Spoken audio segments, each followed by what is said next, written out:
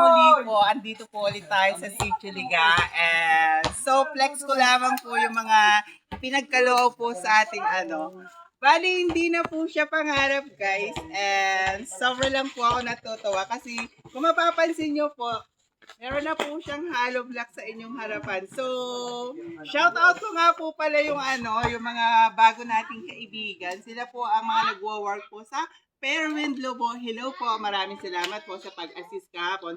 So, bali, ito na po yung mga ilang hollow block na gagamitin po natin sa bahay ni Gerald. And so, kung mapapansin nyo po guys, yung huli po nating ginawang video ay napanood lamang po yung yung last po nating ginawang video dito sa batang to, sa bahay na ito. And yun nga po, nagbigay po siya sa atin ng halagang 1,000 pesos. And ito na po yung ito na po yung binili natin sa sa halagang 1,000 pesos. And yun nga po, thank you po kung napapanood nyo po. Ito po yung pinagkaloob nyo po sa amin. Ito na po yung resulta. And sobrang thankful ko rin po sa isa kong pong kaibigan. Kasi nga po, nag-donate rin po siya ng konting halaga para pagkaloob po kahit ilang piraso pong bakal. So,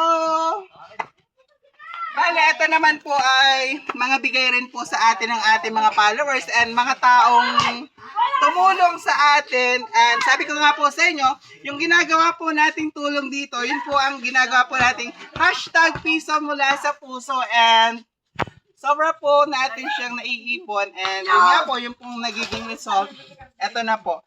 So, hindi na po ito pangarap lamang. So, magkakaroon na po siya ng katotohanan.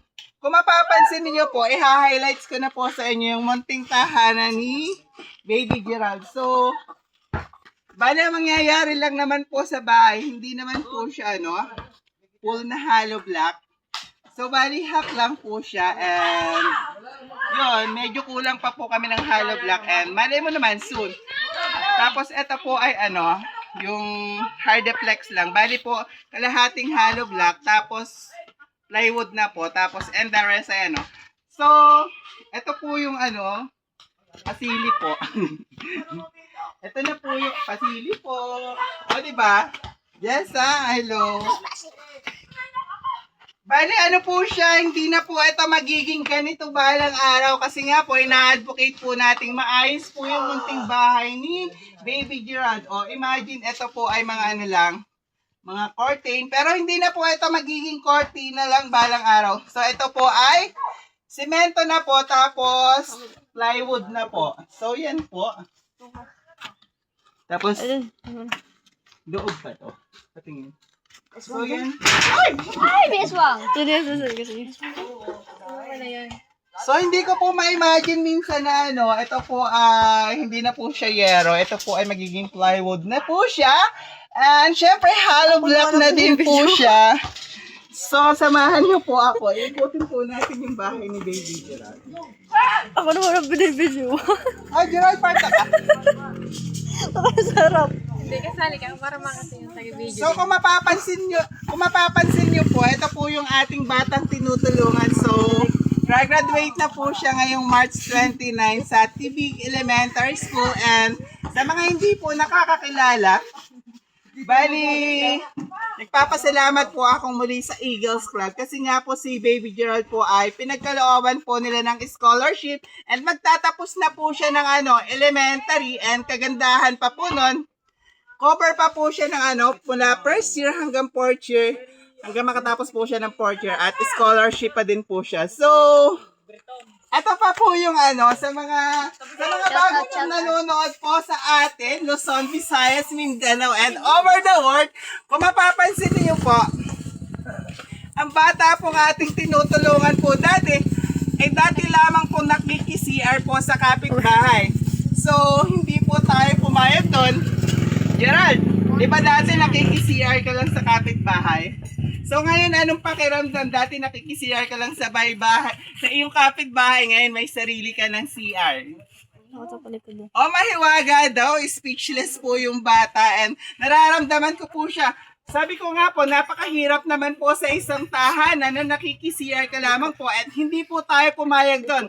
So sa tulong nyo rin po ng mga piso and sa tulong po ng iba, ang dating nakiki-CR lamang po ay may sarili na pong CR. So, ito nga po yung pinakahuli na po natin gagawin, guys.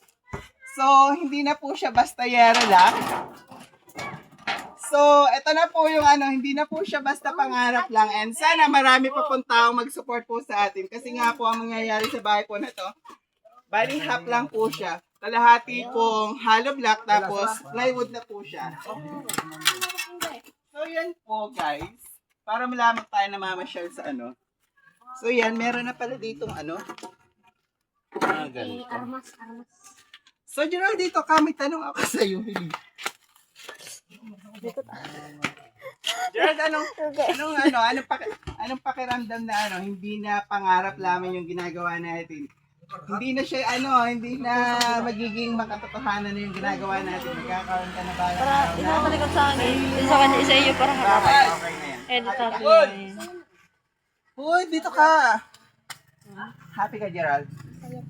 So, yun nga po, si Gerald daw po ay happy. Kasi nga po, bakit happy? Kasi po yung pinapangarap po nating tahanan para kay Gerald ay magkakaroon na po siya ng katotohanan and magiging bago na po siya. Hindi man ngayon, hindi man bukas. Malay mo, marami pa pong taon tumulong sa atin.